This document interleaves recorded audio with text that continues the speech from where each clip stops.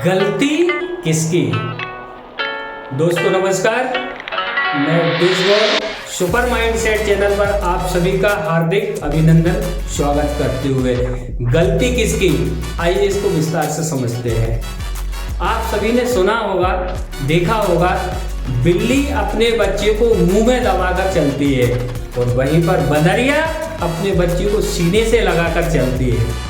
जब बिल्ली अपने बच्चे को मुंह में दबाकर इस बिल्डिंग से उस बिल्डिंग पर छलांग लगाती है और बीच में बच्चा गिर जाता है, गलती किसकी? उसी समय बंदरिया अपने बच्चे को सीने से लगाकर इस डाल से उस डाल पर जब जंप करती है और बीच में बच्चा गिर जाता है, गलती किसकी? अर्थात कहने का तात्पर्य यह है कि इस दुनिया में सफल लोग भी है और असफल भी लोग हैं। अर्थात सभी को ईश्वर द्वारा अवसर बराबर दिए जाते हैं। उसमें कुछ लोग सफल हो जाते हैं, कुछ लोग असफल हो जाते हैं। असफल लोगों से कहना है गलती किसकी?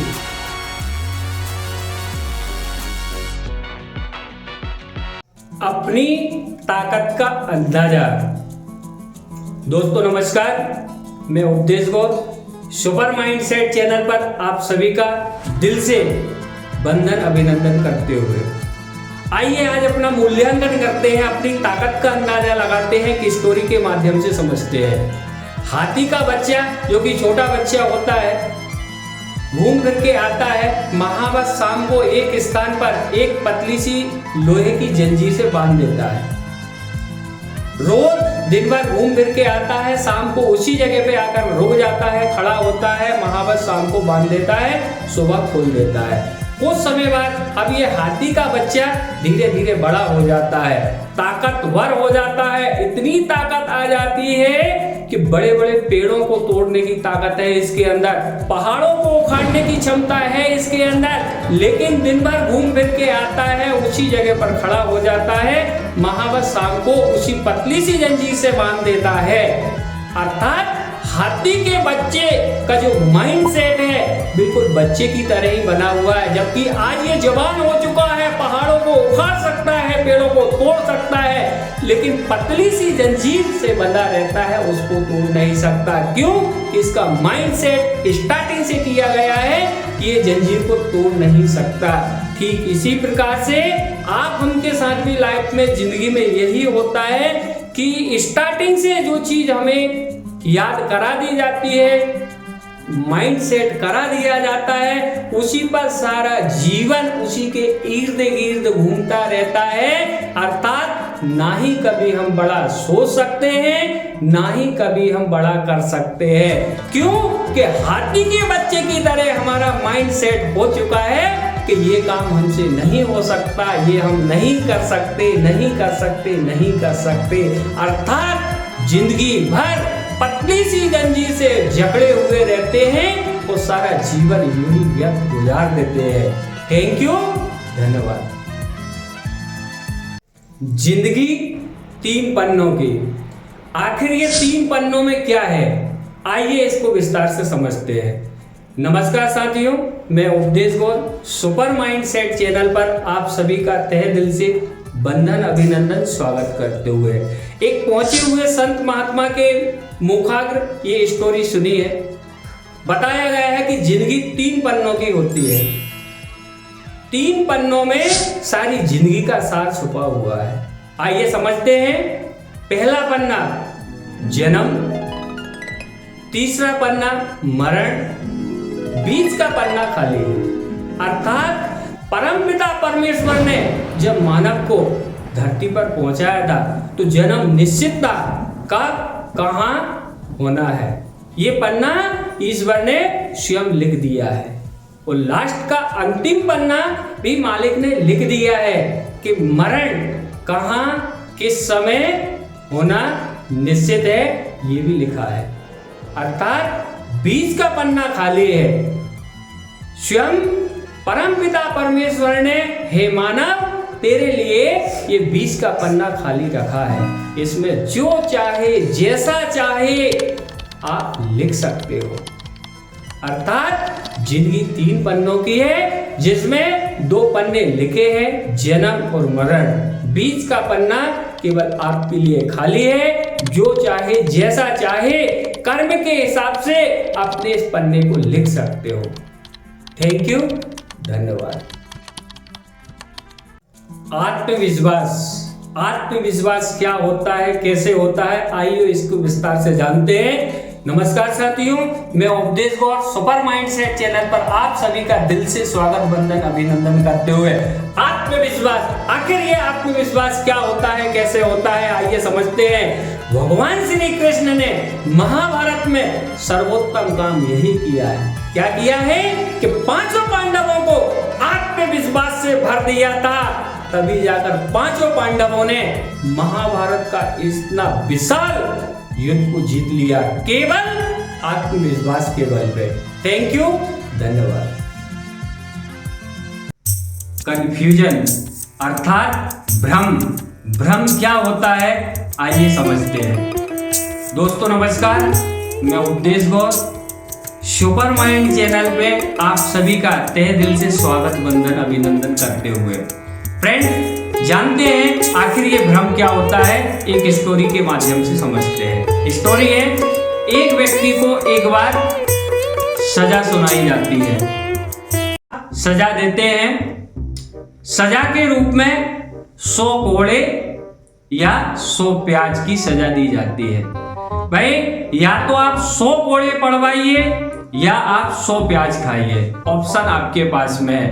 भ्रमित व्यक्ति पहले निर्णय लेता है कि 100 कोड़े, 1 कोड़े, 2, 4, 5 कोड़े पड़ते हैं, डर जाता है, नहीं नहीं नहीं प्याज। तब आदेश देते हैं किसको प्याज दिए जाए, प्याज देते हैं। 1 प्याज, 2 प्याज, 5 प्याज खाता है, नहीं नहीं नहीं नहीं कोड़े। फिर आदेश देते हैं इसको कोड़े मारे जाए, 5-7 कोड़े पड़ते हैं, फिर रोकता है, नहीं नहीं प्याज, कोड़े प्याज, कोड़े प्याज, अर्थात 100 कोड़े भी पड़वा लेता है और 100 प्याज भी खा लेता है। भ्रम। तो सावधान रहें। थैंक यू, धन्यवाद। किताबी ज्ञान के साथ साथ व्यवहारिक ज्ञान क्यों जरूरी है, आइए एक स्टोरी के माध्यम से समझते हैं। दोस्तों नमस्कार, मैं उपदेश गौर सुपर माइंडसेट चैनल पर आप सभी का दिल से स्वागत, वंदन, अभिनंदन करते हुए एक बार एक गांव में भगवत कथा का आयोजन चल रहा था। शहर के इंस्पेक्टर महोदय कथा सुनने के लिए पहुंचते हैं। कथा सुनने के बाद इंस्पेक्टर महोदय विचार करते हैं पास में स्कूल है, क्यों नहीं स्कूल का भी निरीक्षण कर लिया जाए। तो निरीक्षण करने के लिए स्कूल पे पहुंचते हैं। पहले ही कक्षा में प्रवेश करते हैं। कक्षा में पहुंचते हैं और एक प्रश्न रखते हैं बच्चों के सामने। बच्चों से कहा कि बताइए शिवजी का धनुष किसने तोड़ा। तो बच्चे डरे हुए हैं, सहमे हुए। एक बच्चा हिम्मत करके खड़ा होता है और बोलता है, इंस्पेक्टर साहब भगवान की कसम खा के कहता हूं मैंने नहीं तोड़ा। इंस्पेक्टर महोदय धीमी गति से क्लास टीचर की ओर देखते हैं। तो क्लास टीचर क्या बोलती है, सुनिए। क्लास टीचर बोलती है, देखिए महोदय जी, ये जो पीछे चंगू बैठा है ना, स्कूल का फर्नीचर टूटता है तो इसका नाम आता है। स्कूल के गेट दरवाजे टूटते हैं, इसका नाम आता है। और मुझे पूरा विश्वास है कि शिवजी का धनुष भी इसी ने तोड़ा है। इंस्पेक्टर महोदय मुस्कुराते हैं, आगे बढ़ते हैं। प्रिंसिपल महोदय के कक्ष में पहुंचते हैं। प्रिंसिपल महोदय से बोलते हैं कि प्रिंसिपल जी आपकी शाला में ऐसी पढ़ाई होती है, मैंने एक छोटा सा प्रश्न रखा, शिवजी का धनुष किसने तोड़ा। बच्चों से पूछा, जवाब सही नहीं मिला। टीचर से पूछा, जवाब सही नहीं मिला। प्रिंसिपल महोदय बोलते हैं, ध्यान से सुनिए, कि देखिए महोदय जी बैठिए, चाय पानी लीजिए, बच्चे हैं, टीचर हैं, किसी ने तोड़ दिया होगा, कारपेंटर को बुलवा के जुड़वा देंगे। थैंक यू, धन्यवाद।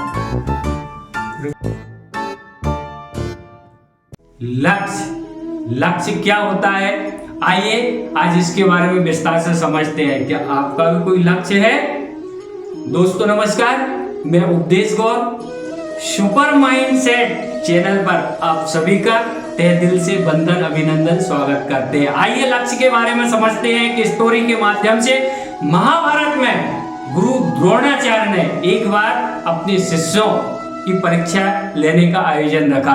परीक्षा के दौरान कौरव और पांडव सभी शिष्य उपस्थित हैं। एक एक करके बुलाते हैं। पहले भीमसेन को बुलाया गया कि भीम आइए और लक्ष्य साधिए।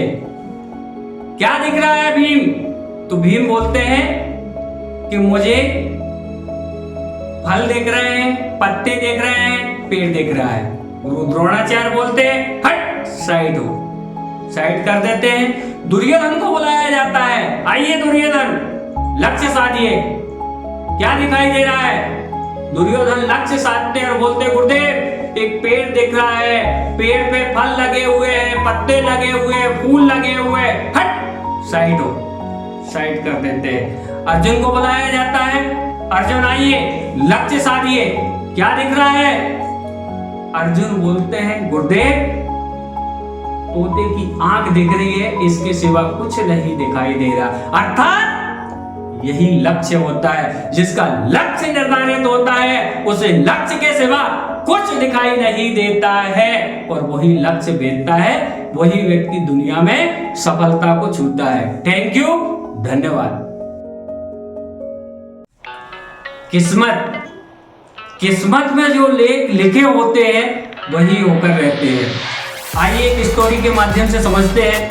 दोस्तों नमस्कार, मैं उपदेश गौर सुपर माइंड सेट चैनल पर आप सभी का तहे दिल से बंधन अभिनंदन स्वागत करते हुए आइए कहानी के माध्यम से समझते हैं किस्मत का लेख। एक बार एक भक्त भगवान भोलेनाथ का बहुत बड़ा भक्त था।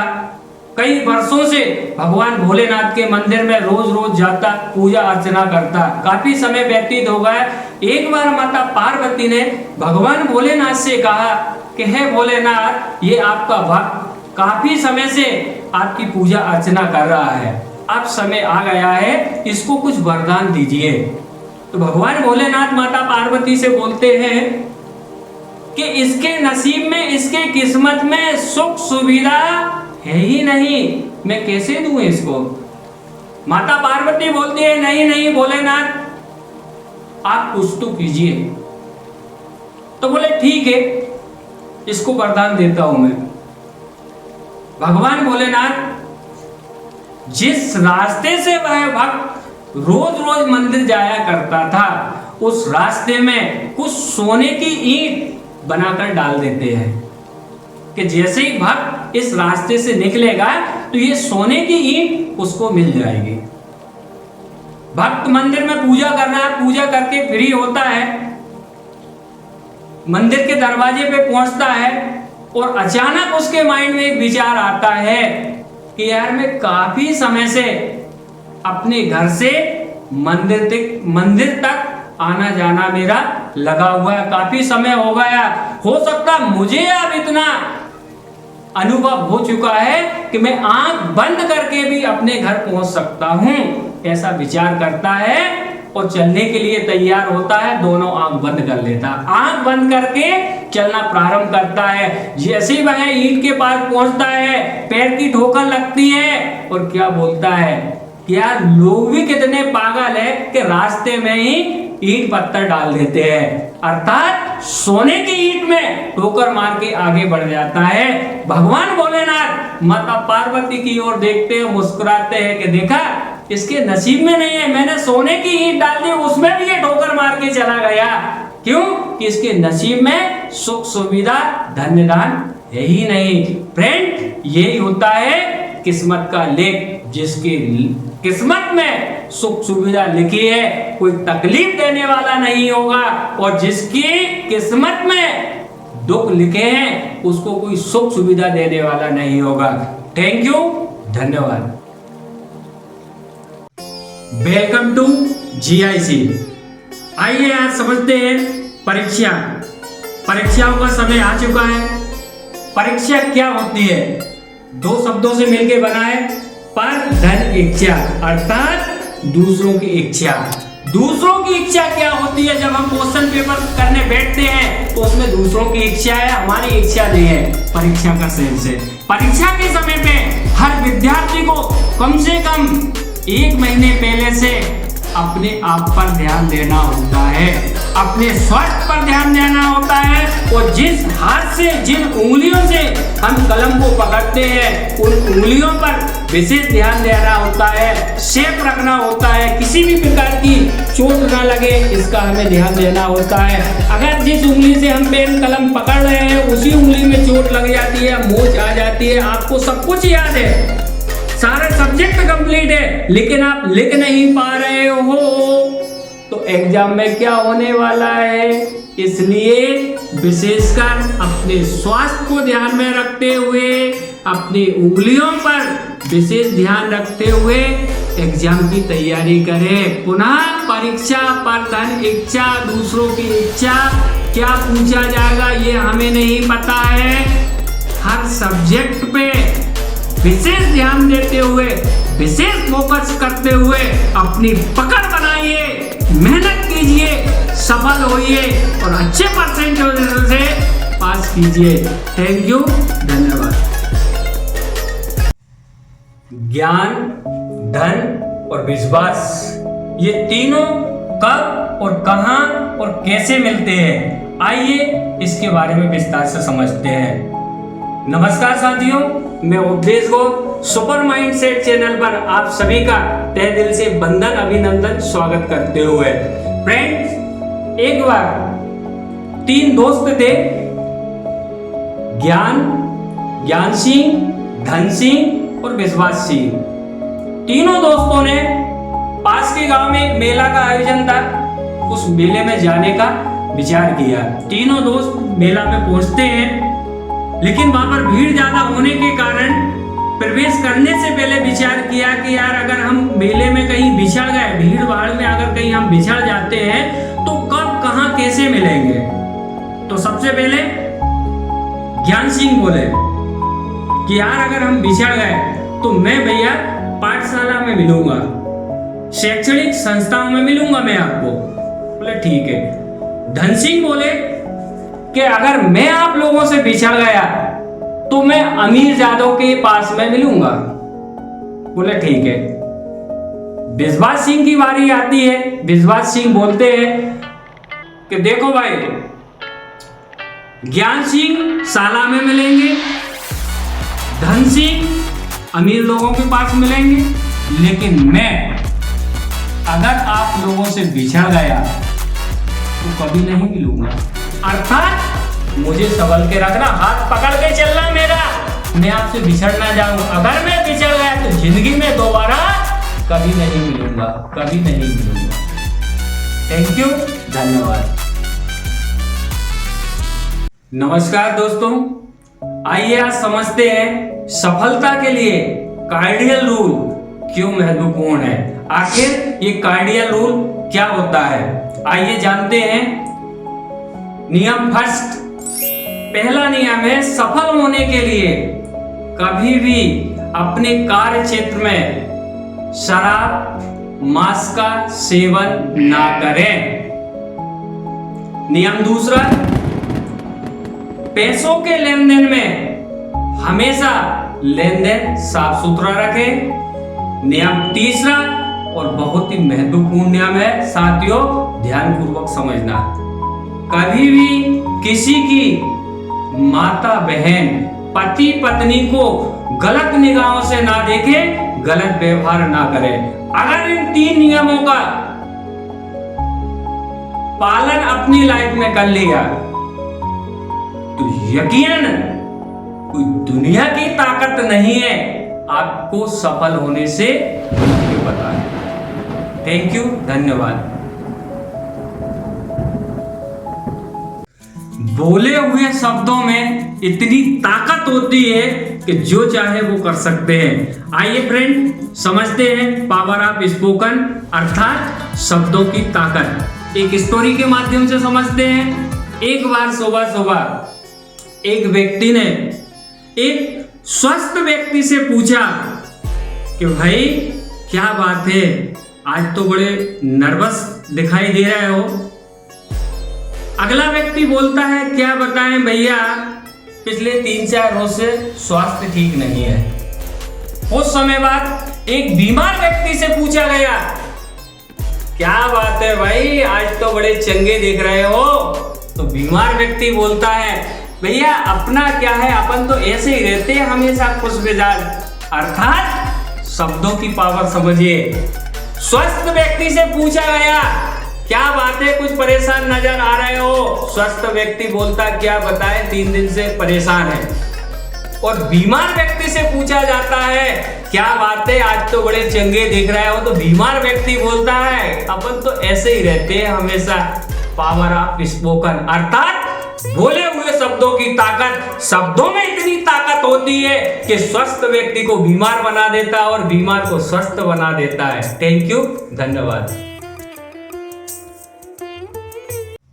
नमस्कार साथियों, आइए आज एक बेहतरीन स्टोरी के माध्यम से अनुशासन का परिणाम समझते हैं। स्टोरी है, एक बार एक गांव में घोड़ों की दौड़ की प्रतियोगिता का आयोजन रखा गया। उस प्रतियोगिता में आसपास के गांव शहरों से प्रसिद्ध घोड़े उस प्रतियोगिता में भाग लेने के लिए पहुंचे।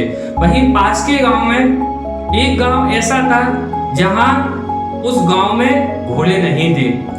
तो गांव के मुखिया ने अपनी इज्जत बचाने के लिए कि भाई गांव से, अपने गांव से भी घोड़ा पहुंचना चाहिए प्रतियोगिता में, तो उसने अपनी इज्जत बचाने के लिए एक जंगली घोड़े को ले आता है और लाकर प्रतियोगिता में खड़ा कर देता है। रेस स्टार्ट होती है, फास्ट गति से घोड़े दौड़ते हैं, लेकिन लास्ट में क्या होता है, एक पालतू घोड़ा उस प्रतियोगिता को जीत जाता है और जंगली घोड़ा हार जाता है। अर्थात ऐसा क्यों हुआ? ऐसा इसलिए हुआ कि जो पालतू घोड़ा था उसकी आंखों पे पट्टे बांधे गए थे और जो जंगली घोड़ा था उसकी आंखों पे कोई पट्टे नहीं थे। अर्थात पालतू घोड़ा अनुशासन रूपी पट्टों के माध्यम से केवल अपना लक्ष्य देख रहा था, लक्ष्य की ओर दौड़ रहा था। वहीं पर जंगली घोड़ा अनुशासनहीन होने के कारण कभी इधर कभी उधर, इधर उधर भागने में प्रतियोगिता को हार जाता है। इसी टाइप से समाज में 2 प्रकार के लोग जीवन यापन करते हैं, अनुशासित और अनुशासनहीन। जो अनुशासित व्यक्ति होते हैं वो जिंदगी में सफलता की ओर अग्रसर होते हैं, वो जो अनुशासनहीन होते हैं वो इधर उधर भागकर अपना जीवन, अपना समय यूं ही निकाल देते हैं। थैंक यू, धन्यवाद। नमस्कार साथियों, आइए आज समझते हैं 100% सफल होने के लिए क्या करना होगा। 100% सफल होने के लिए 90% एक्साइटमेंट चाहिए, 8% टेक्निक और 2% फाइनिंग ट्यून।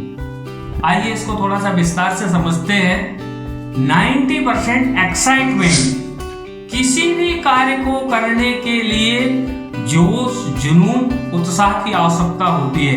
हम जिस फील्ड में भी कार्यरत हैं उस कार्य के प्रति हमारा जुड़ाव, लगाव, मेहनत, लगन, सहनशीलता, ये सारे एक्साइटमेंट के तहत आते हैं। अर्थात उस काम के प्रति हमारा उत्साह ज्यादा से ज्यादा होना चाहिए।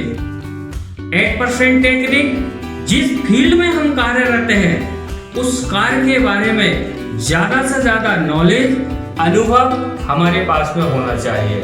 2% फाइनिंग ट्यून की बात कर लें। फाइनिंग ट्यून माने आपसी तालमेल, जिस फील्ड में जितने भी लोग कार्यरत हैं उन लोगों के साथ में, उस संस्था के साथ में हमारा जितना अच्छा तालमेल होगा उतनी अच्छे और उतने कम समय में हम सफलता की ओर अग्रसर होते रहेंगे। थैंक यू, धन्यवाद। नमस्कार साथियों, आइए आज समझते हैं कुएं का मेंढक। एक स्टोरी के माध्यम से समझते हैं। एक गांव में एक कुएं में एक मेंढक का परिवार रहा करता था। काफी समय से जीवन यापन कर रहा था वह परिवार। दो छोटे छोटे बच्चे थे मेंढक के। उन दोनों बच्चों ने एक बार ऊपर देखा और देखने के बाद एक फीलिंग आई अंदर कि यार ये ऊपर सफेद सफेद क्या दिखता है, क्यों नहीं इसे देखा जाए। दोनों बच्चों ने विचार किया और देखने के लिए प्लानिंग कर लेते हैं और चलना तय कर देते हैं। कुछ समय पश्चात आधी मंजिल तक ही पहुंचते हैं और जैसे ही बच्चों के पेरेंट्स देखते हैं तो नीचे से जोरों से आवाज लगाते हैं कि कहाँ जा रहे हो, कहाँ जा रहे हो, ऊपर से नीचे आ जाओ, गिर जाओगे, मारे जाओगे। डराते हैं उनको। तो उनमें से एक छोटा बच्चा पेरेंट्स की बात मानकर पुनः नीचे आ जाता है। लेकिन बड़ा बच्चा विचार करता है कि यार आधी मंजिल तक तो मैं आ ही गया हूं, क्यों नहीं थोड़ा और प्रयास किया जाए और ऊपर चल के देखा जाए आखिर ये सफेद सफेद क्या होता है। तो वो बड़ा बच्चा प्रयास करता है, कोशिश करता है, बार बार उसके पैर भी फिसलते हैं, लेकिन वह अपना प्रयास निरंतर रखता है और कुछ समय पश्चात वह ऊपर पहुंच जाता है। देखता है, वाह ये भी दुनिया होती है। मम्मी पापा ने सारी जिंदगी कुएं में निकाल दी। कितनी बार मैंने कहा कि बाहर की दुनिया देखी जाए, लेकिन डर के कारण हमेशा कुएं में ही टर्राते रहे। लेकिन मैं डरपोक की जिंदगी यापन नहीं करना चाहता था, इसलिए मैं कुएं से बाहर आ गया। थैंक यू, धन्यवाद।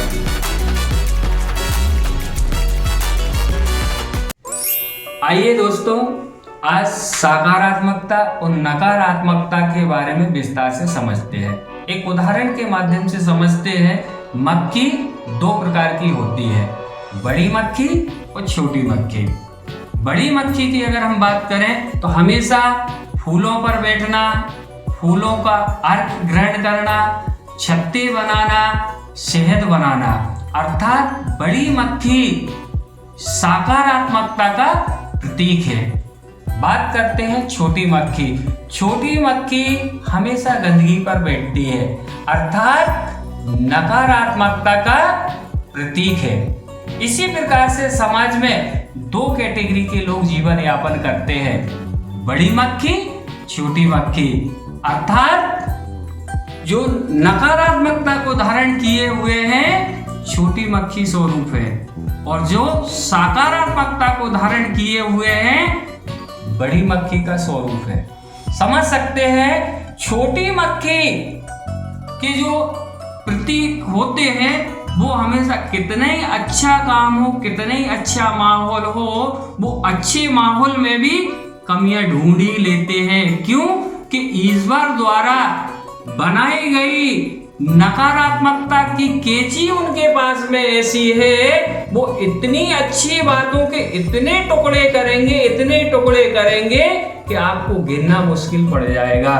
वहीं पर सकारात्मक अर्थात बड़ी मक्खी की हम बात कर लेते हैं। सकारात्मक लोग ऐसी सोच के लोग होते हैं, कितनी नकारात्मकता हो, कितने गलत माहौल हो, उसमें भी वो सकारात्मक अर्थात अच्छाइयां ढूंढ लेते हैं। अर्थात ये लोगों का स्वभाव होता है, इसमें से पॉजिटिव और नेगेटिव लोगों को की पहचान करना सकारात्मकता और नकारात्मकता की ओर अग्रसर करता है। धन्यवाद। आइए दोस्तों, आज समझते हैं 90 और 10% का सूत्र। सफल लोग सफल क्यों होते हैं और असफल लोग असफल क्यों होते हैं, इस सूत्र के माध्यम से समझते हैं। सफल लोग अपनी इनकम का 90% हिस्सा 90% पे खर्च करते हैं और असफल लोग अपनी इनकम का 90% हिस्सा 10% पे खर्च करते हैं। आखिर ये 90 और 10% क्या है, आइए इसको विस्तार से समझते हैं। यदि शरीर को दो हिस्सों में किया जाए, गर्दन से ऊपर का हिस्सा 90% और गर्दन से नीचे का हिस्सा 10%, तो यहाँ पे सफल लोग जो 90% का हिस्सा है इस पे अपनी इनकम का 90% हिस्सा खर्च करते हैं, अर्थात इसको खुराक देते हैं। इसकी खुराक क्या है? अपने आप को अपडेट करना, बुकें पढ़ना, सफल लोगों के बीच में ज्यादा से ज्यादा समय व्यतीत करना इसकी खुराक है। वहीं पर असफल लोग अपनी इनकम का 90% हिस्सा ये 10% हिस्से पे खर्च करते हैं। अच्छा पहनना, ओढ़ना, खाना पीना इस पे खर्च करते हैं, जबकि बॉडी का ये मात्र गर्दन से नीचे का हिस्सा 10% है। असफल लोग इसलिए असफल रह जाते हैं और सफल लोग इसलिए सफल हो जाते हैं। थैंक यू, धन्यवाद। आइए फ्रेंड्स, आज पाथ के बारे में समझते हैं। पाथ 4 शब्दों से मिलकर बना है, PATH। यहाँ पर P से तात्पर्य है पेशेंस अर्थात धैर्य। सफलता के लिए जो जितना पेशेंस रख सकता है उतनी बड़ी सफलता पर पहुंच सकता है। दूसरा वर्ड ए से तात्पर्य एटीट्यूड अर्थात नजरिया।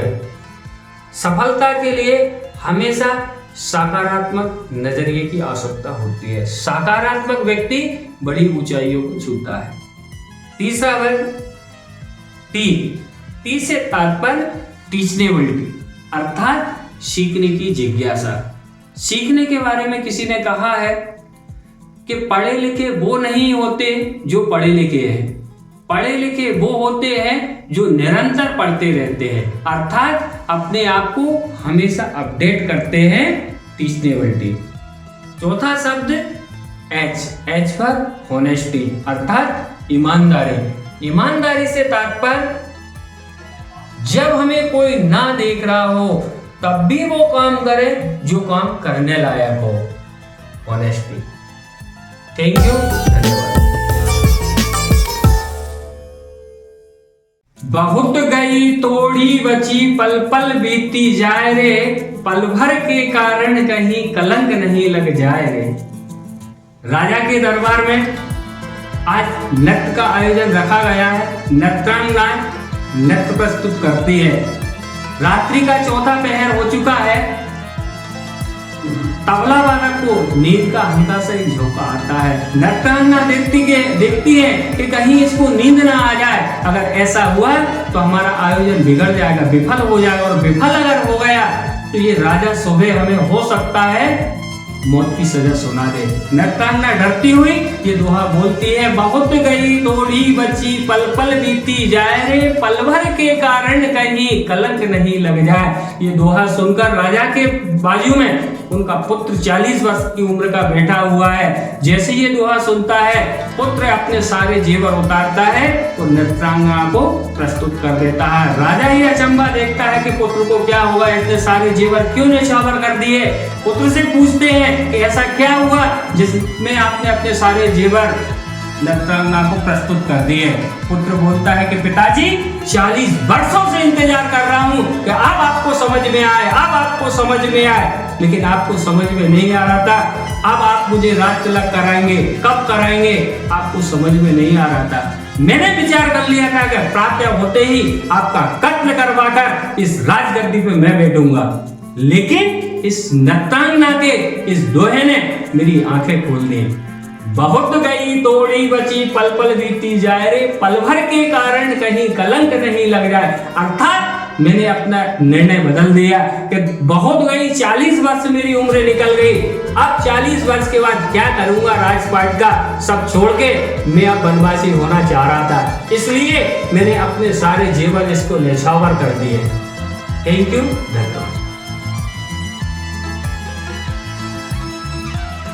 एक बार की बात है, एक व्रत निरंजन महिला जिसका बचपन, जवानी और व्रत अवस्था, तीनों अवस्था भगवान भोलेनाथ की पूजा अर्चना में लगा देती है, अर्थात चौथे वर में प्रवेश कर गई है।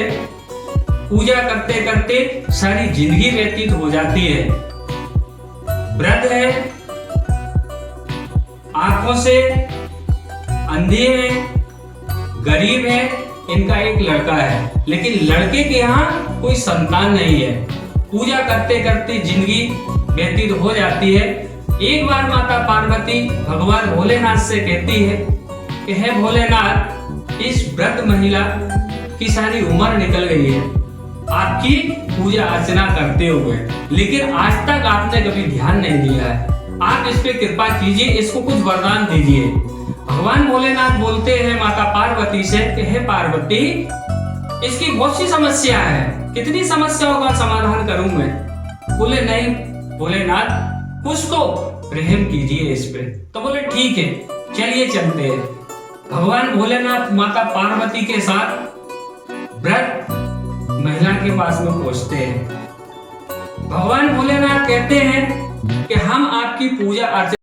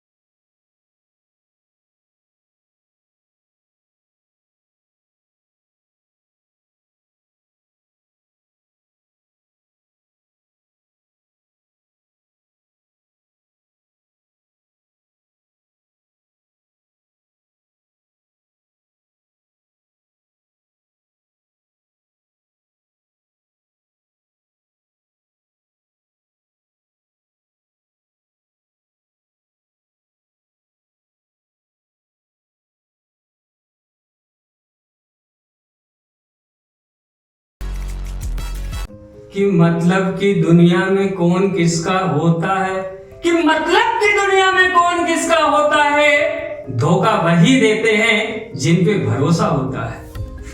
आज भरी सभा के बीच द्रौपदी को निर्वस्त्र करने का प्रयास किया जा रहा है। दुशासन साड़ी खींच रहा है। भरी सभा के बीच में एक से बढ़ के एक योद्धा महारथी बैठे हुए हैं, लेकिन सारे योद्धा महारथी असहाय नजर आ रहे हैं। पांचों पति सिर झुकाए बैठे हुए हैं। द्रौपदी एक एक को निहारती है। आत्मसम्मान को बचाने के लिए उम्मीद लगाए बैठे हुए हैं कि कोई तो योद्धा मेरी रक्षा करेगा, लेकिन असहाय द्रौपदी एक एक को निहारती हुई कहती है कि मतलब की दुनिया में कौन किसका होता है। अरे मतलब की दुनिया में कौन किसका होता है, धोखा वही देते हैं जिन पे भरोसा होता है। एक बार एक गांव में एक तैराकी प्रतियोगिता का आयोजन रखा गया।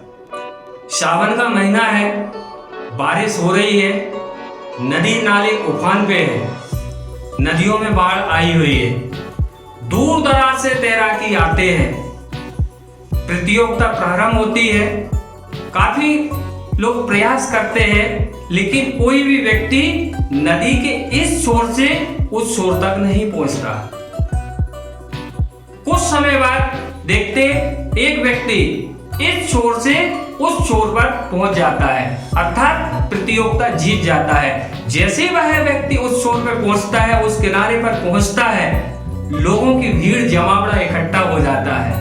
कुछ मीडिया वाले भी आ जाते हैं, कुछ पत्रकार आ जाते हैं और उससे पूछते हैं, बताइए सर, ऐसा क्या आपने अपने शूज भी नहीं उतारे, ड्रेस भी चेंज नहीं की और इसके बाद भी ऐसी उफनती हुई नदी में आपने छलांग लगा दी और आज प्रतियोगिता के विनर हो गए हो। तो वह व्यक्ति बोलता है, यार साइड हो आप, पहले ये बताइए मुझे धक्का किसने मारा?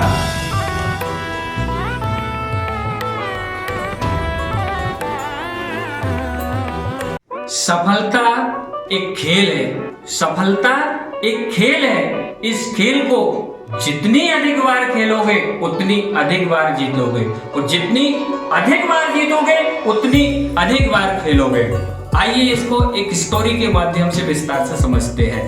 एक बार एक गांव में अकाल पड़ जाता है, पूरी साल हो जाती है, बारिश नहीं होती है। 2 साल हो जाते हैं, 3 साल हो जाते हैं, बारिश नहीं होती है। गांव के लोग परेशान हो जाते हैं। पता लगता है कि एक दूर दराज पे एक महात्मा जी रहते हैं, वो आकर अगर यहाँ नृत्य करेंगे तो बारिश हो जाएगी। तो गांव के कुछ लोग संत जी के पास पहुंचते हैं और सारा वृतांत बताते हैं कि पिछले 3 वर्षों से हमारे गांव में बारिश नहीं हो रही है, कृपया कर आप हमारे गांव में चलिए। संत जी आते हैं और अपना नृत्य प्रारंभ करते हैं। नृत्य करते करते करते करते कुछ समय बाद बारिश हो जाती है, जोरों की बारिश होती है, पब्लिक खुश हो जाती है, लोग खुश हो जाते हैं। कुछ लोग संत जी के पास पहुंचते हैं और इसका रहस्य पूछते हैं। कहे संत जी बताइए ऐसा क्या है आपके पास में, ऐसी कौन सी सिद्धि है जिससे कि आप नृत्य करते हो तो बारिश होने लगती है? महात्मा जी बोलते हैं बच्चे ऐसी कोई सिद्धि नहीं है मेरे पास, मैं तो केवल तब तक नृत्य करता हूँ, तब तक नृत्य करता हूँ जब तक बारिश ना हो। यही सफलता का मंत्र है। जब तक कर्म करें तब तक कर्म करें, जब तक कि सफल ना हो जाए तब तक रुकने का नाम ना ले। सफलता निश्चित है, सफलता मिलके रहेगी। सफलता एक खेल है, इस खेल को जितनी अधिक बार खेलेंगे उतनी अधिक बार जीतेंगे, और जितनी अधिक बार जीतेंगे उतनी अधिक बार खेलेंगे। Thank you. एक बार की बात है, एक गांव में एक मंदिर है। उस मंदिर में एक पुजारी जी पूजा अर्चना करते हैं। काफी समय बीत जाता है पूजा अर्चना करते हुए। एक बार बारिश के समय काफी बारिश होती है, इतनी तेज बारिश होती है कि बाढ़ आ जाती है नदियों में। गांव में बाढ़ आ जाती है। गांव को हाई अलर्ट कर दिया जाता है कि बाढ़ का पानी बढ़ रहा है। गांव के सारे लोगों को ऊंचे स्थान पे पहुंचने का आदेश दिया जाता है। गांव खाली हो जाता है, सारे लोग ऊंचे स्थानों पर पहुंच जाते हैं। वहीं पर पंडित जी मंदिर में बैठे हुए हैं। कुछ लोग पहुंचते हैं कि पंडित जी बाढ़ का पानी बढ़ रहा है, आप चलिए।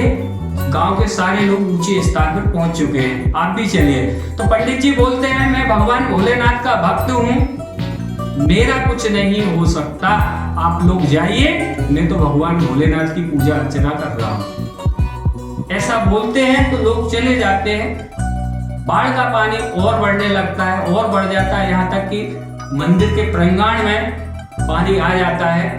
कुछ लोग नाव लेकर पहुंचते हैं पंडित जी के पास कि पंडित जी बाढ़ का पानी और बढ़ रहा है, आप नाव में आइए और हमारे साथ ऊंचे स्थान पे चलिए, नहीं तो आप डूब जाएंगे। पंडित जी वही अंधविश्वास में बोलते हैं कि नहीं, मैं भगवान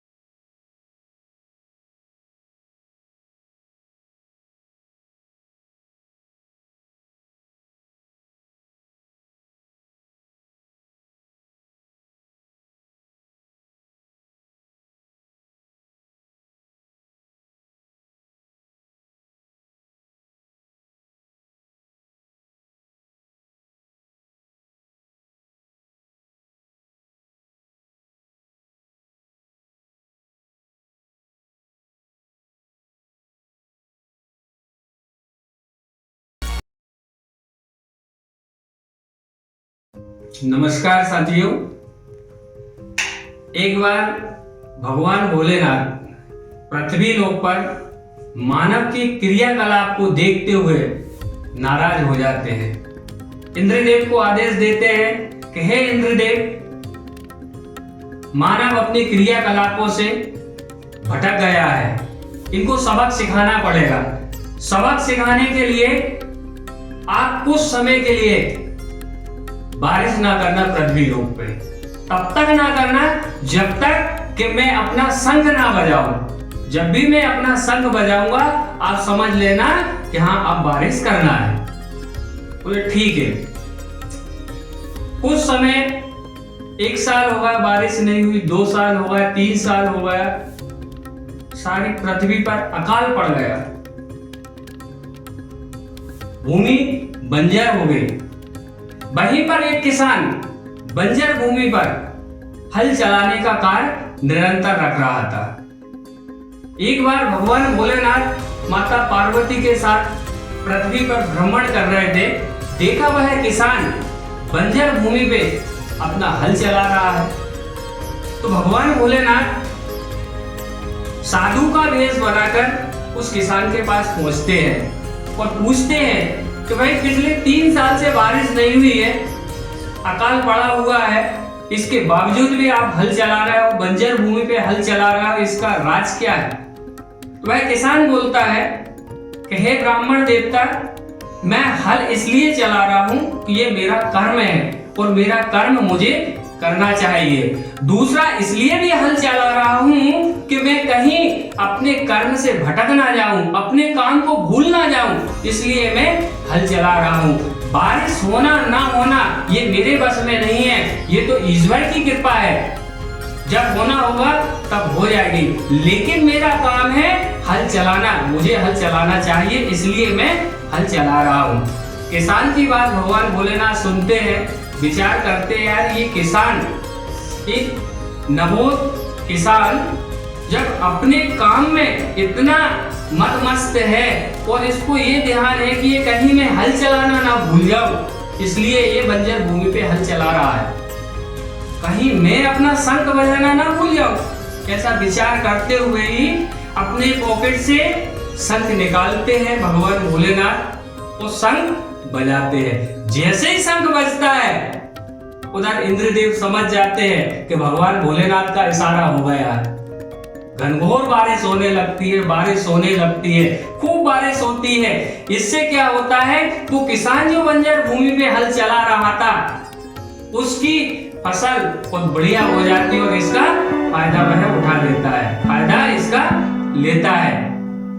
अर्थात कहानी का सारांश ये है कि हमें अपना कर्म निरंतर करते रहना चाहिए, कर्म में लीन रहना चाहिए, हमेशा सतत प्रयास करते रहना चाहिए। ओके, थैंक यू, धन्यवाद। एक बार एक गांव में एक तैराकी प्रतियोगिता का आयोजन रखा गया। सावन का महीना है, बारिश हो रही है, नदी नाले उफान पे है, नदियों में बाढ़ आई हुई है, दूर दराज से तैराकी आते हैं। प्रतियोगिता प्रारंभ होती है, काफी लोग प्रयास करते हैं, लेकिन कोई भी व्यक्ति नदी के इस छोर से उस छोर तक नहीं पहुंचता। कुछ समय बाद देखते एक व्यक्ति इस छोर से उस छोर पर पहुंच जाता है, अर्थात प्रतियोगिता जीत जाता है। जैसे ही वह व्यक्ति उस छोर पर पहुंचता है, उस किनारे पर पहुंचता है, लोगों की भीड़ जमावड़ा इकट्ठा हो जाता है।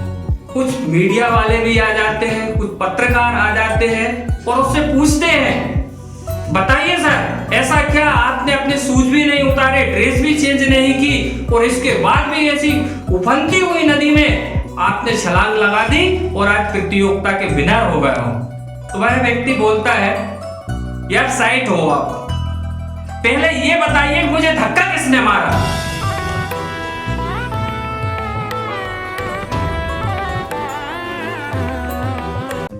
एक पत्थर ने कहा पत्थर से, एक पत्थर ने कहा पत्थर से, ये दोस्त एक ही कुल में जन्मे, एक ही खानदान में पले बड़े, एक साथ खेले कूदे, लेकिन ऐसा क्या है कि तेरे सामने लोग सिर झुकाते हैं और मेरे ऊपर लोग चप्पल रखते हैं। पत्थर ने कहा पत्थर से कि दोस्त बात सही है, एक ही कुल में जन्मे, एक ही खानदान में पले बड़े हुए, एक ही साथ खेले कूदे, फर्क सिर्फ इतना सा है कि जिस समय हमें तराशा जा रहा था, मूर्तिकार छेनी हथौड़ों से चोट कर रहा था, उस समय तू बिखर गया था और मैं निखर गया था। अंतर सिर्फ इतना सा है।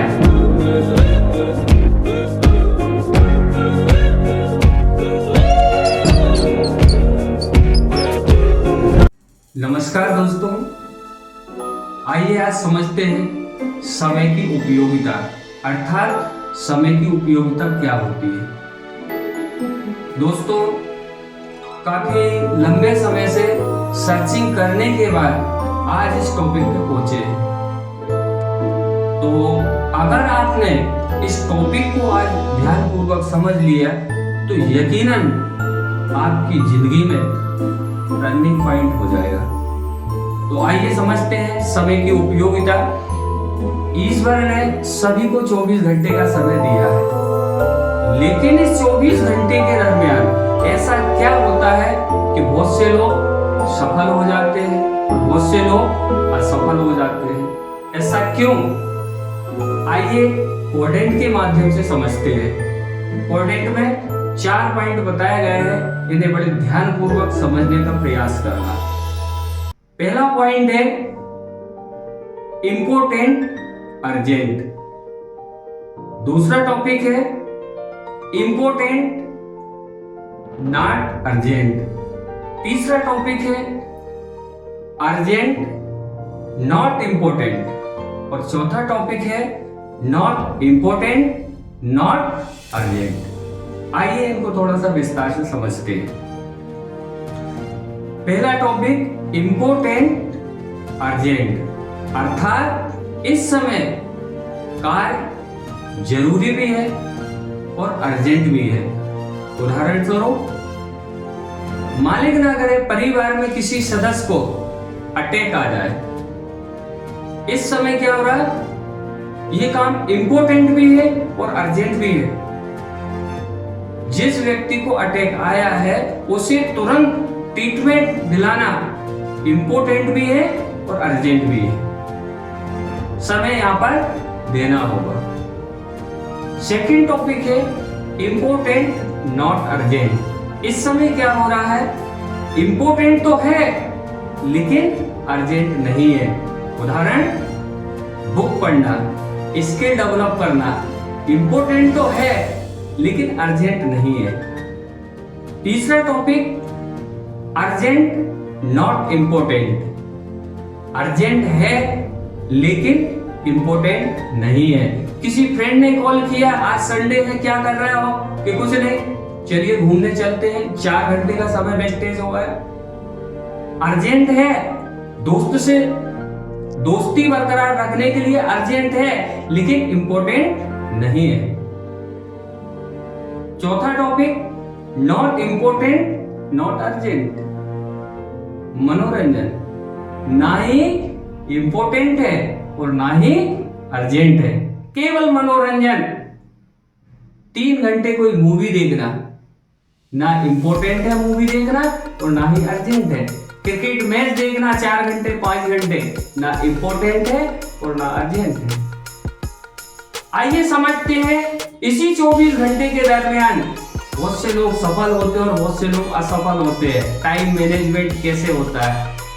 जो असफल लोग रहते हैं जिंदगी में, वो टाइम का कैसे मैनेजमेंट करते हैं? पहला पॉइंट है इंपॉर्टेंट अर्जेंट। असफल लोग पहले पॉइंट में 4% समय अपना देते हैं। दूसरा पॉइंट इंपॉर्टेंट नॉट अर्जेंट, असफल लोग 2% समय देते हैं। तीसरा टॉपिक अर्जेंट नॉट इंपॉर्टेंट, यहां पर 10% समय अपना देते हैं असफल लोग। चौथा टॉपिक है नॉट इंपॉर्टेंट नॉट अर्जेंट, यहां पर 85% अपना टाइम देते हैं असफल लोग। सफल लोगों की बात कर ले। पहला टॉपिक इम्पोर्टेंट अर्जेंट, इसमें सफल लोग 2% समय देते हैं।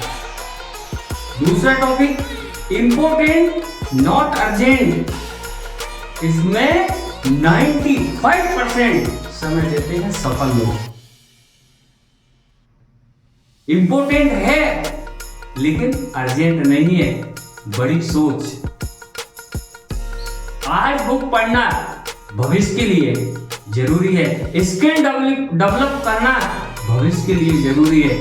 95% समय इस टॉपिक पे देते हैं जो सफल लोग होते हैं। तीसरा टॉपिक है अर्जेंट नॉट इंपोर्टेंट, यहां पर सफल लोग मात्र 2% समय देते हैं। चौथा पॉइंट है नॉट इंपोर्टेंट नॉट अर्जेंट, सफल लोग मात्र 1% समय देते हैं अपना। तो फ्रेंड्स, उम्मीद है कि ये कोडेंट आज आपने समझ लिया होगा। अगर अभी भी समझ नहीं आया तो इस वीडियो को बार बार रिपीट करें और समझें और अपनी जिंदगी में सफलता का रास्ता चुनें। थैंक यू, धन्यवाद। सच बराबर तप नहीं, झूठ बराबर पाप, जाके हृदय सच है ताके हृदय आप। अर्थात भगवान कहते हैं कि सच के बराबर कोई तप नहीं है और झूठ के बराबर कोई पाप नहीं है।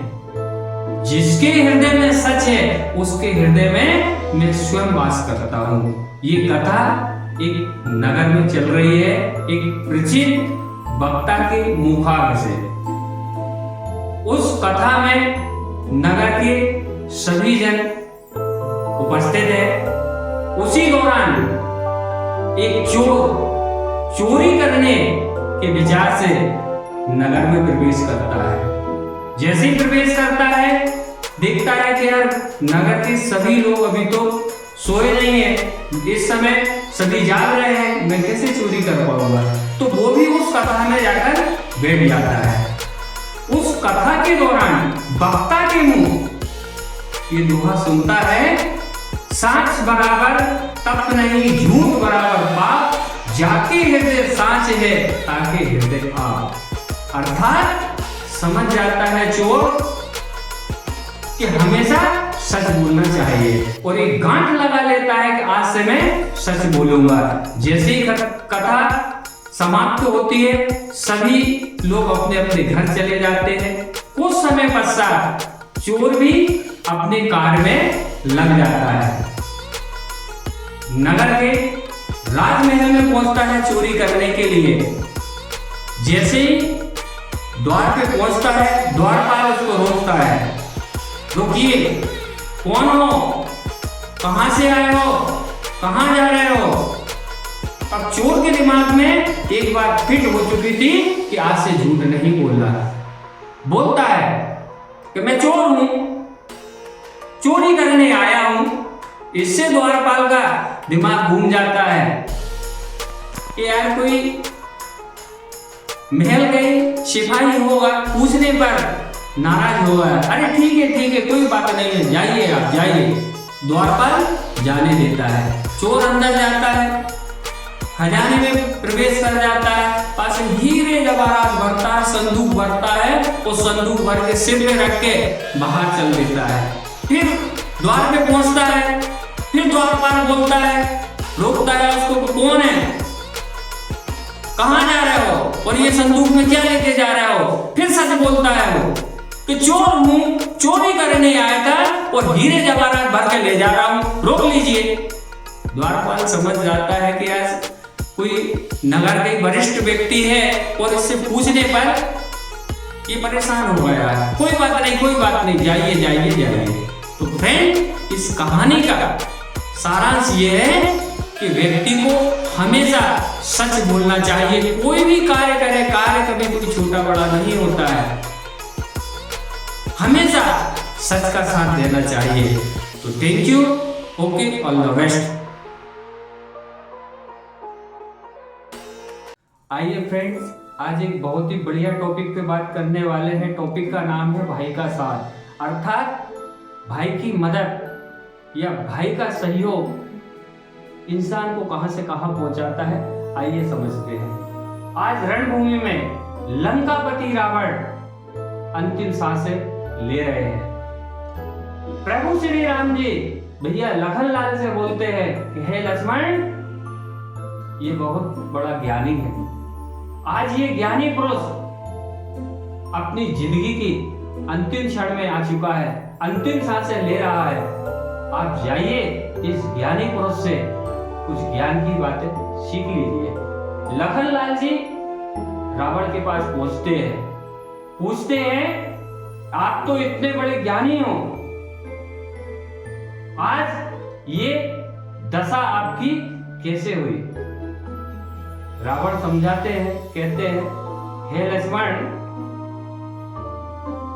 एक राम क्या, ऐसे हजारों राम भी आ जाते ना तो मेरा कुछ बिगाड़ नहीं सकते थे, लेकिन अगर मेरा भाई बैरी नहीं होता तो मेरा कुछ नहीं बिगाड़ पाते। आज राम की विजय इसलिए हुई है कि उसका भाई उसके साथ में है, और रावण की हार इसलिए हुई है उसका भाई उसका विरोधी है। अर्थात भाई से बढ़कर ना कोई दोस्त है और ना कोई दुश्मन होता है।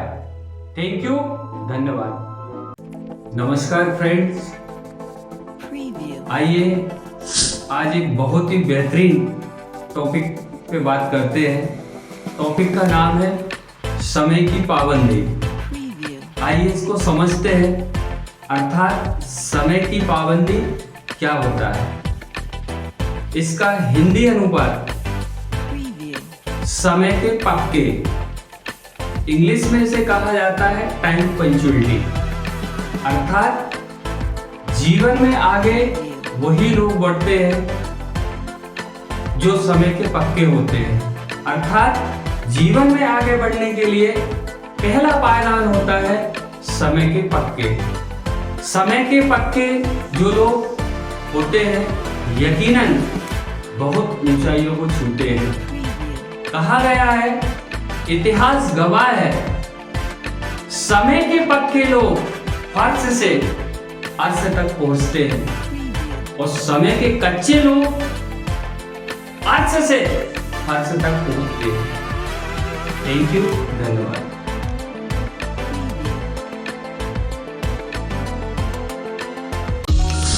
आइए फ्रेंड्स, जानते हैं विश्वास की ताकत, अर्थात बिलीविंग इज अचीविंग। अर्थात विश्वास ही सफलता की ओर बढ़ता हुआ पहला कदम है।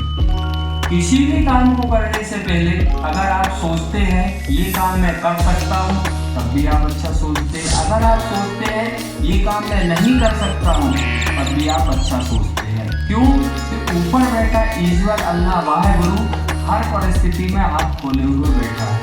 एक ही शब्द बोलता है, तथास्तु। अर्थात जैसा आप सोचते हैं वैसा आपके साथ में हो जाता है।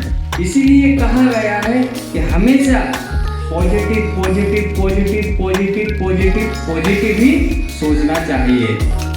Thank you, all the best. नमस्कार साथियों, आइए आज एक नए टॉपिक पे बात करते हैं। टॉपिक का नाम है अनुशासन। आइए जानते हैं अनुशासन का अर्थ, अनुशासन के प्रकार और अनुशासन का जीवन में महत्व। सबसे पहले जानते हैं अनुशासन का अर्थ। जीवन में अनुशासन का अर्थ नियमरत होना, नियमों के अनुसार चलना। अर्थात अनुशासन एक प्रकार से नियमन और नियंत्रण का ये दूसरा रूप है। अनुशासन के प्रकार समझ लेते हैं। अनुशासन के प्रकार में नंबर 1 प्राकृतिक अनुशासन आता है, नंबर 2 आधिकारिक अनुशासन, तीसरा व्यक्तिगत अनुशासन और चौथा सामाजिक अनुशासन। इन प्रकारों के बारे में विस्तार से अगली वीडियो में जानेंगे, समझेंगे। अभी वीडियो बड़ी हो रही है। आइए जानते हैं जीवन में अनुशासन का महत्व। अनुशासन का महत्व जीवन के प्रत्येक क्षण में है। जीवन में अनुशासन का विशेष महत्व है।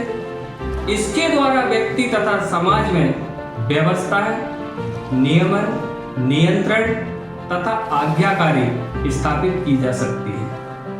समाज में एक अनुशासित व्यक्ति बहुत ऊंचाइयों को छू सकता है और अनुशासनहीन व्यक्ति ऊंचाइयों तक नहीं जा सकता। आइए एक उदाहरण के माध्यम से समझते हैं। डॉगी कुत्ते दो प्रकार के होते हैं, एक पालतू कुत्ता और एक बाहरी कुत्ता। जो पालतू कुत्ता होता है उसे प्यार से रखा जाता है, दूध, ब्रेड, बिस्किट आदि खिलाए जाते हैं। क्यों? कि वह अनुशासन में है।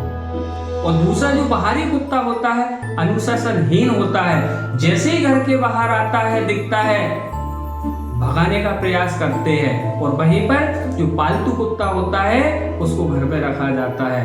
बहुत बड़ी सीख है फ्रेंड्स इस स्टोरी से।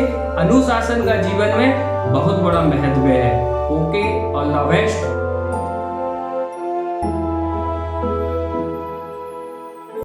आइए फ्रेंड जानते हैं आज लंच और लाइफ, इसके बारे में जानते हैं। लंच और लाइफ क्या होता है एक स्टोरी के माध्यम से समझते हैं। जंगल में एक कुत्ते को खरगोश दिखता है। जैसे ही कुत्ते की नीला खरगोश को पड़ती है अंदर से गदगद हो जाता, प्रसन्न हो जाता कुत्ता। तो भाई आज तो मजा आ गया। कुत्ते खरगोश को देखकर भागता है और जैसे ही खरगोश ने देखा अपनी जान बचाने के लिए भागता है। आगे आगे खरगोश, पीछे कुत्ता, भागे चले जा रहे, भागे चले जा रहे। खरगोश अपनी जान बचाने के लिए भाग रहा है, वहीं पर कुत्ता अपनी लंच की जुगाड़ में भाग रहा है। भागते भागते भागते भागते खरगोश थक जाता है। जैसे ही एक बिल दिखता है उस बिल के अंदर चला जाता है। कुछ समय बाद कुत्ता भी उस जगह पहुंचता है और बिल के बाहर खड़ा होकर बोलता है, यार खरगोश भाई एक बात बता, मैं तुझसे उम्र में बड़ा, तुझसे तेज भागता हूं, लेकिन ऐसा क्या हुआ कि मैं तुझे पकड़ नहीं पाया। बिल में छुपा हुआ खरगोश डरा सहमा हुआ बोलता है कि कुत्ते भाई अंतर इतना सा है कि मैं भाग रहा था लाइफ के लिए और आप भाग रहे थे लंच के लिए, इसलिए आप मुझे पकड़ नहीं पाए।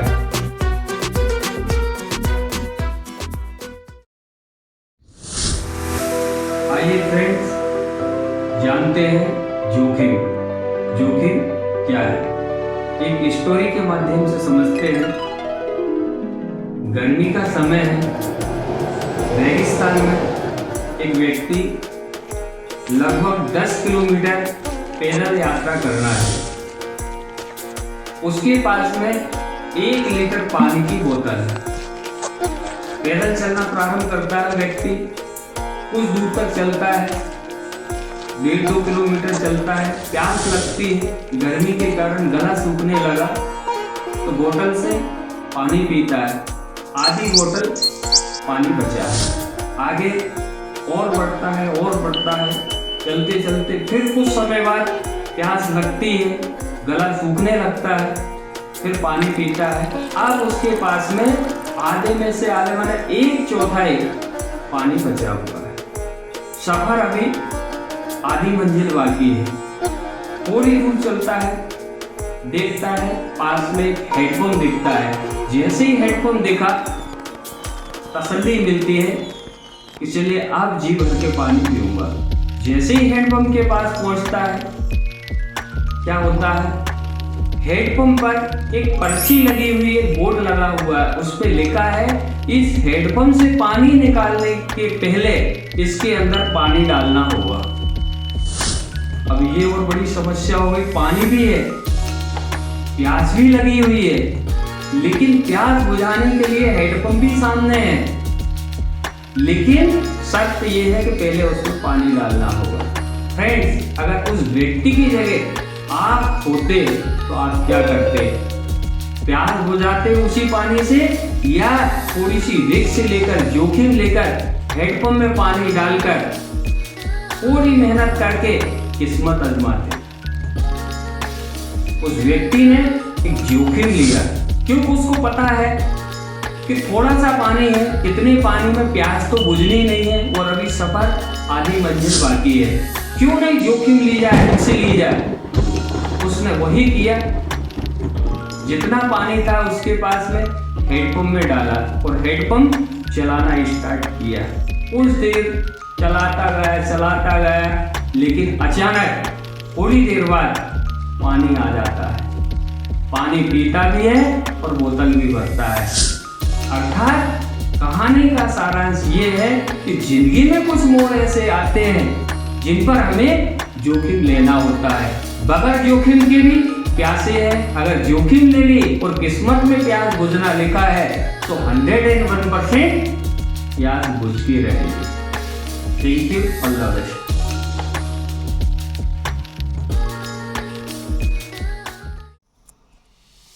हेलो फ्रेंड्स, आशा है आप लोग ठीक होंगे। आइए आज हम बात करते हैं एटीट्यूड पे। एटीट्यूड अर्थात नजरिया। इस टॉपिक पे बात करते हैं। इसको समझने के लिए एक छोटा सा एग्जाम्पल लेते हैं। महाभारत में एक बार भगवान कृष्ण से एक कंप्लेंट आई कि हे केशव, आप पांडवों को ज्यादा पसंद करते हैं ना कि कौरवों को। अर्थात आप पांडवों के हितैषी हैं और कौरवों का भला नहीं चाहते आप। ऐसी कंप्लेंट भगवान कृष्ण के पास आती है। भगवान कृष्ण समझाते हैं, कहते हैं वैसे तो ऐसा कुछ नहीं है, लेकिन अगर आपको ऐसा लगता है तो आइए समझ लेते हैं इसको। भगवान कृष्ण ने दुर्योधन को बुलाया और इधर से युधिष्ठिर को बुलाया, दोनों को बुलाया। दुर्योधन से कहा कि हे दुर्योधन, आप जाइए और इस सृष्टि की परिक्रमा करके आइए। इस परिक्रमा के दौरान आपको जो भी अच्छे लोग मिले सबको मेरे पास लेकर आइए। यही बात युधिष्ठिर से कही गई कि हे युधिष्ठिर, आप जाइए, पृथ्वी की परिक्रमा करके आना है, लेकिन परिक्रमा के दौरान आपको जो भी बुरे लोग मिले सबको मेरे पास लेके आइए। जो आज्ञा अवश्य। चल देते हैं दोनों परिक्रमा करने के लिए। कुछ समय बाद दुर्योधन आते हैं, प्रणाम करते हैं सबको, लेकिन देखा भगवान कन्हैया ने कि साथ में तो कुछ नहीं है। पूछा, क्यों भाई आप अकेले आए हो? बोले, है केशव, मैं सारी सृष्टि की परिक्रमा करके आया हूं, लेकिन इस सृष्टि पे मुझे कोई अच्छे लोग नहीं मिले, मैं किसको लेके आता? कुछ समय बाद युधिष्ठिर भी आते हैं, वो भी अकेले ही आते हैं। भगवान कृष्ण पूछते हैं, युधिष्ठिर आप अकेले आए हो, आपके साथ कोई नहीं है? युधिष्ठिर प्रणाम करते हैं, केशव मैं सारी सृष्टि की परिक्रमा करके आया हूं, लेकिन इस दौरान मुझे कोई बुरे लोग नहीं मिले, मैं किसको लेकर आता? फ्रेंड्स, समझने की बात है, क्या ऐसा हो सकता है या संभव है कि इस दुनिया में अच्छे लोग ना होंगे, इस दुनिया में बुरे लोग ना होंगे? दुर्योधन को कोई अच्छे लोग नहीं मिले, युधिष्ठिर को बुरे लोग नहीं मिले। फ्रेंड्स, ये केवल एटीट्यूड, नजरिया है। दुर्योधन का नजरिया नकारात्मक है, हमेशा नकारात्मक सोचता है, इसलिए दुनिया में उसको कोई अच्छे लोग नहीं मिले। वहीं पर युधिष्ठिर का नजरिया सकारात्मक है, पॉजिटिव है, हमेशा अच्छा सोचते हैं, इसलिए उनको कोई बुरा दिखे ही नहीं, कोई बुरे लोग दिखे ही नहीं। फ्रेंड, यही है नजरिया। अर्थात जीवन में सफल होने के लिए हर व्यक्ति को सकारात्मक नजरिया रखना चाहिए। फ्रेंड, वीडियो अच्छी लगी हो तो लाइक, शेयर और चैनल को सब्सक्राइब जरूर करें। थैंक यू, धन्यवाद। आइए फ्रेंड्स, आज बात करते हैं अवसर, मौका के बारे में। एक स्टोरी के माध्यम से समझते हैं। एक बार जंगल में बंदरों की एक मीटिंग होती है। उस मीटिंग में आपस में बंदर बातचीत करते हैं कि ईश्वर ने हमारे साथ में कैसा व्यवहार किया है। एक तो हमें बदसूरत बना दिया और ऊपर से कमी रही थी तो पीछे पूंछ भी लगा दी। ऐसा विचार करते हैं। ये संदेश ईश्वर तक पहुंचता है। ईश्वर ब्रह्मा जी आते हैं और उन्हें वरदान देते हुए, ठीक है, बात तो आप सही बोल रहे हैं कि आपकी सूरत बदसूरत है और पीछे पूंछ भी है, लेकिन कोई बात नहीं, हम आपको एक मौका देते हैं। ये जो तालाब दिख रहा है, एक आकाशवाणी होगी, गर्जना होगी। ऐसी गर्जना हो सारे बंदर इस तालाब में कूद जाते। ऐसा बोल के ब्रह्मा जी चल देते। कुछ समय बाद बंदरों में कानाफूसी होने लगती है। आपस में बात करते हैं कि हो ना हो ब्रह्मा जी की ये कोई ना कोई दूसरी चाल है। हो सकता है उस तालाब में कोई मगरमच्छ छोड़ रखे हो, या हो सकता है तालाब में करंट छोड़ रखा हो, जैसे ही हम कूदे सारे खत्म हो जाए। ऐसी कानाफूकी चल रही। तो उसी में एक कपल था बंदर बंदरियों का।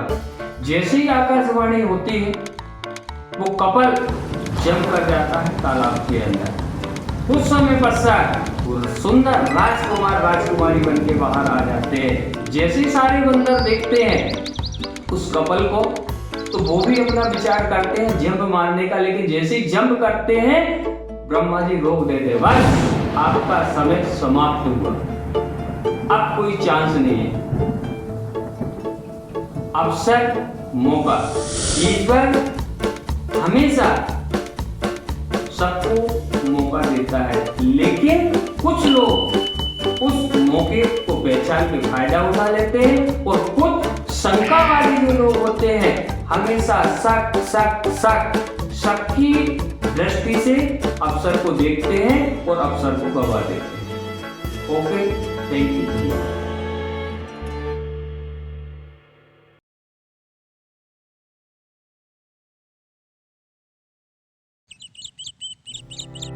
नमस्कार साथियों, आज हम बहुत ही खास टॉपिक पे बात करने जा रहे हैं।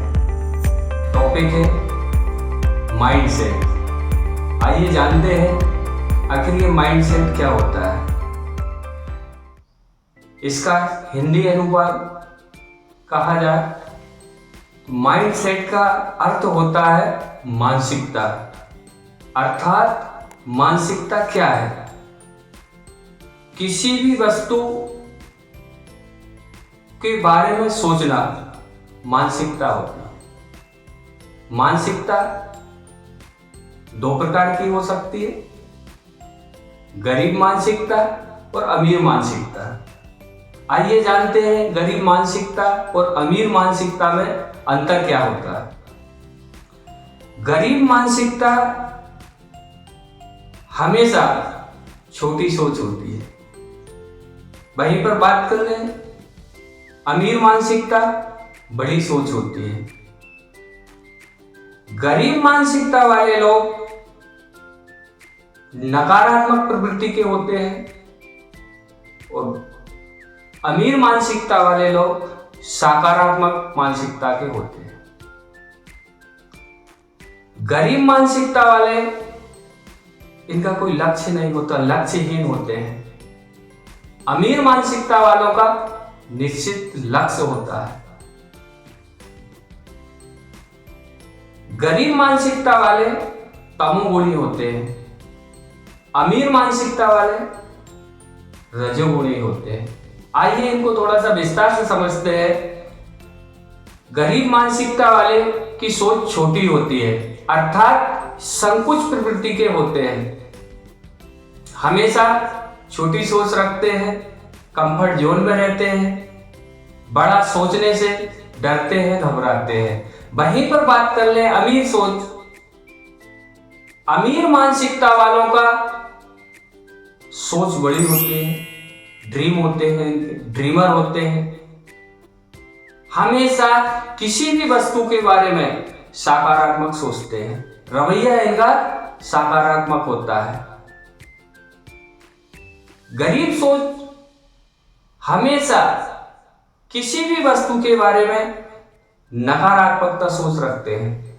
वहीं पर अमीर सोच वाले हर वस्तु को सकारात्मक दृष्टि से देखते हैं, सोचते हैं, विचार करते हैं। तमोगुणी ये आलसी प्रवृत्ति के होते हैं। रजोगुणी सकारात्मक सोचने के साथ साथ में ड्रीमर होते, लक्ष्य होते इनके 1 साल 2 साल 4 साल 5 साल यहां तक कि 20-20 साल तक के लक्ष्य होते हैं। ये लक्ष्य निर्धारित करते हैं, तो जब तक लक्ष्य पूरा ना हो जाए तब तक सुख चैन से नहीं बैठते हैं। तो यहां पर स्वयं को मूल्यांकन करना है, हमारे माइंडसेट कहां है, हमारा किसी भी वस्तु के प्रति एटीट्यूड क्या है, ये हमें अपना मूल्यांकन करना है। तो फ्रेंड्स, अगर वीडियो अच्छी लगी हो तो लाइक, शेयर और चैनल को सब्सक्राइब करें। थैंक यू, धन्यवाद।